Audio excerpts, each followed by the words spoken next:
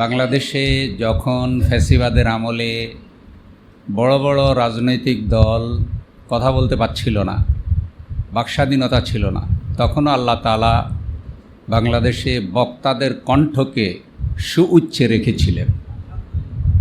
বহু বক্তারা বহু বিপদে পড়েছেন, মামলা খেয়েছেন, জালেমদের জুলুমের শিকার হয়েছেন, কিন্তু আল্লাহর কোরআনের আলো বাংলাদেশের গ্রাম থেকে শহর পর্যন্ত সব জায়গায় পৌঁছে দেওয়ার জন্য বক্তারা দায়িত্ব পালন করেছেন। অনেক অযোগ্যতা আছে, অনেকের এলেম অল্প আছে, অনেকের ত্রুটি আছে। এই ত্রুটি, এই অযোগ্যতা, এই অল্প এলেম নিয়েই আল্লাহ তাদের থেকে অনেক বড় খেদমত নেন। সব সময় আমরা গঠনমূলক সমালোচনা, এক মুমিন আরেক মুমিনের আয়না, এই হিসেবে যারা বক্তাদেরকে সংশোধন করে, ইসলাহের উদ্দেশ্যে সমালোচনা করে, আমরা সেটাকে সাধুবাদ জানাই। কিন্তু আমরা অনেক সময় দেখি সমালোচনাটা নিষ্ঠুরতা, অপমান করা, জাতিকে অনৈক্যের মধ্যে নিমজ্জিত করা এবং সমালোচনা সংশোধনের উদ্দেশ্যে না হয়ে নিজেদের মধ্যে বাদানুবাদ সৃষ্টি করার জন্য নিষ্ঠুর সমালোচনা হয়, সেটাকে আমরা নিন্দা জানাই। বাংলাদেশ মজলিসুল মুফাসসিরিন এখন শুধু মাঠে নাই, আলহামদুলিল্লাহ বাংলাদেশ মজলিসুল মুফাসসিরিনের বিভিন্ন পর্যায়ে দায়িত্ব পালন করেন এমন প্রায় 6 জন সংসদ সদস্য নির্বাচিত হয়েছেন। লিল্লাহে তাকবীর, আল্লাহ যেন কবুল করেন। শেষ কথাটা এভাবে বলতে চাই, অনেক বড় বড় আলেমের জন্ম এই জমিনে হয়েছে, আবার তারা দুনিয়া থেকেও চলে গিয়েছেন। বিষয়টা এমন না খুব বড় আলেম হলেই তিনি নাহক হবেন না, তিনি ভুল করবেন না, বিষয়টা এমন না।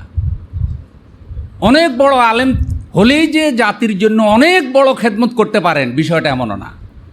আল্লাহ কার থেকে কতটুকু খেদমত নেবেন সেটা আল্লাহ তাআলার বাছাই।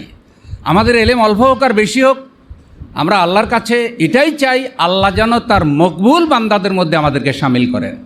মজলিসুল মুফাসসিরিনের সাথে সারা বাংলাদেশে যারা আছেন, তারা এই মজলিসকে জনগণের আশা আকাঙ্ক্ষার প্রতীক এবং সারা বাংলাদেশের আলেমদেরকে ঐক্যবদ্ধ করার প্রতীক এবং কোরআনুল কারীমের আলো বাংলাদেশের বিভিন্ন জায়গায় ছড়িয়ে দেওয়ার কাফেলা হিসাবে কবুল করুক। আল্লামা দেলোয়ার হোসেন সাঈদী রহমতুল্লাহ আলাইহি সহ, আমাদের মাওলানা লুৎফুর রহমান রহমতুল্লাহ আলাইহি সহ যেসব আলেমরা দুনিয়া থেকে চলে গেছেন, আল্লাহ তাদের কবরকে জান্নাত বানায় দিন। আমাদের রাহবাররা যারা আছেন, তারা আমাদেরকে যেন সবসময় গঠনমূলক পরামর্শ দিতে পারেন, সেই প্রত্যাশায় শেষ করছি। আসসালামু আলাইকুম রহমতুল্লাহ।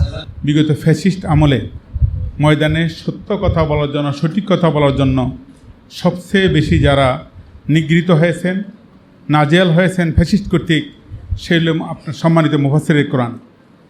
কিন্তু আপনারা তাদের চক্ষু রাঙানিতে, তাদের সততা নির্যাতনের পরও ময়দানে যেমনিভাবে আপনারা আপনাদের কণ্ঠকে উঁচু রেখেছেন, আলহামদুলিল্লাহ 5ই আগস্টের পরে আমাদের পক্ষে যখন মাইক এসেছে, আমাদের কাছে যখন মাইক এসেছে, এখানে এসে আমরা যখন এখন কথা বলতে পারবো, সেক্ষেত্রেও আমাদেরকে যেন অহমিকায় যেন আমাদেরকে গ্রাস না করে। যে গাছের ফল যত বেশি, সেই গাছের ডালাগুলো তত বেশি নিচের দিকে নামানো থাকে। সুতরাং ময়দান আমাদের ব্যাপারে, এখন আমাকে কে কি বলবে, এই ধরনের অহমিকা অহংকার যেন আমাদের সম্মানিত মুফাসসিরদের না আসে। অত্যন্ত শালীন ভাষায়, সুন্দর ভাষায় আমরা ময়দানে অতীতের মতো আমাদের ভূমিকা পালন করব, এই আশাবাদ ব্যক্ত করি আমি আমার সংক্ষিপ্ত বক্তব্য শেষ করছি। আসসালামু আলাইকুম রহমতুল্লাহি ওয়া বারাকাতুহু।